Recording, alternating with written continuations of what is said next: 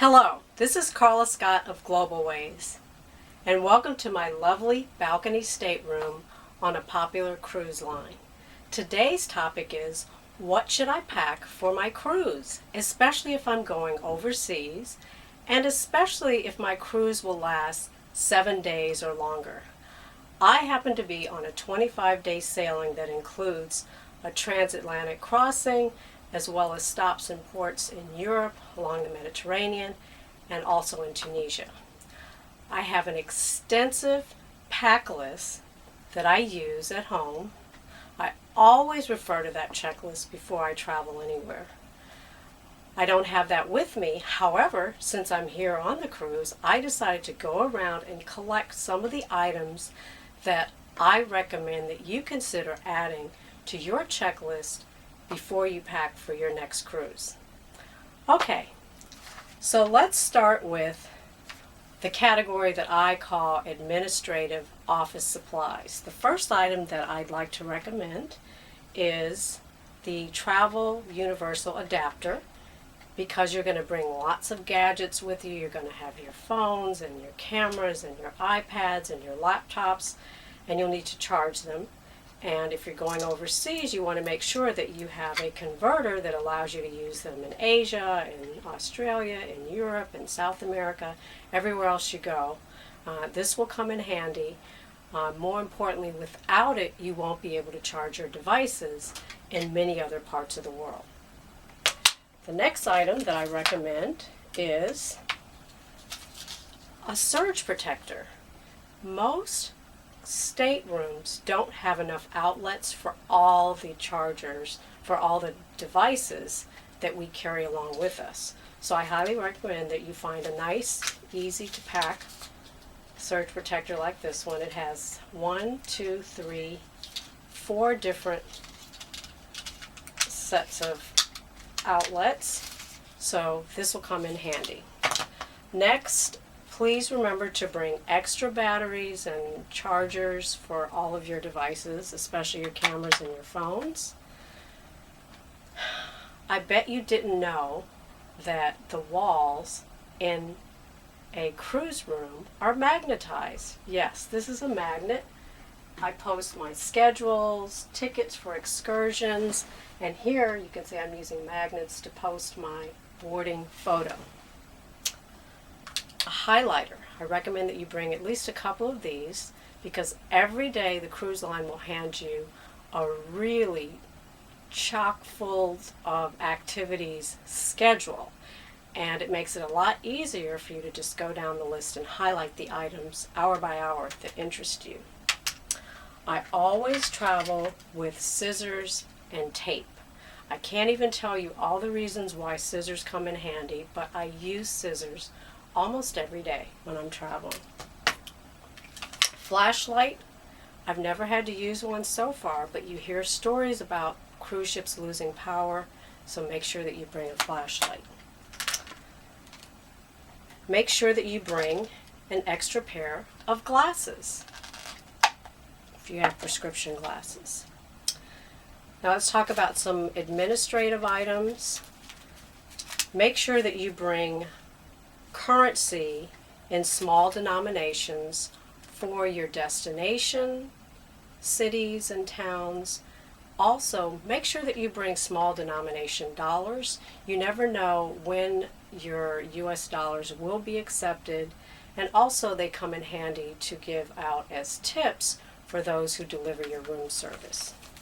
I like to write things down, for everything such as, the schedule, reminders. You're going to meet a lot of people. You want to write down their names and their room numbers, and then you'd like to record their contact information for when you return home, their email addresses, etc. It really comes in handy to have a notepad. I always bring extra luggage tags in case you have to buy additional luggage. You'll be happy you brought these.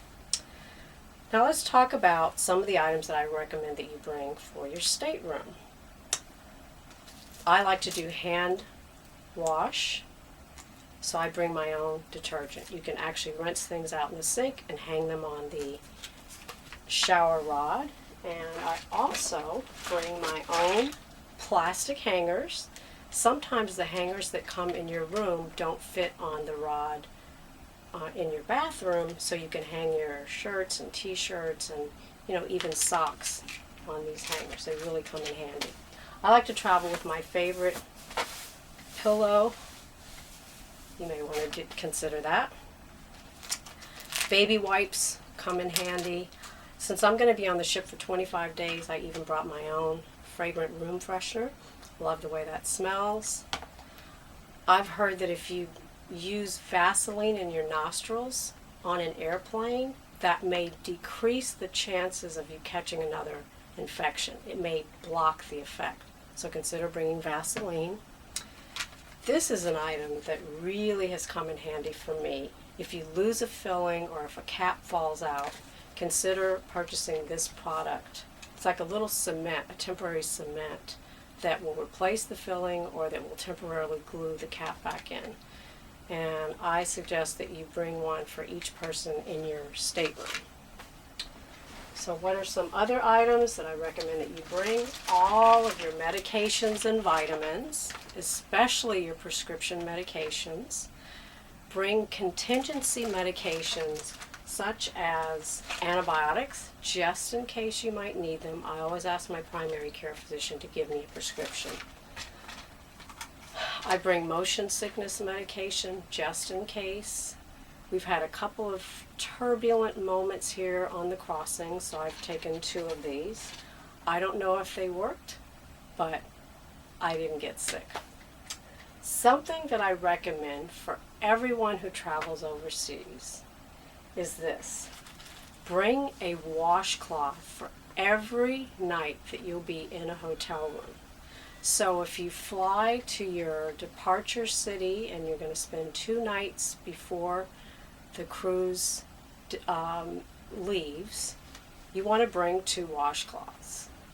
It's important. It's an American phenomenon. We take it for granted that there will be washcloths, but trust me, it's rare that you find washcloths in many other parts of the world.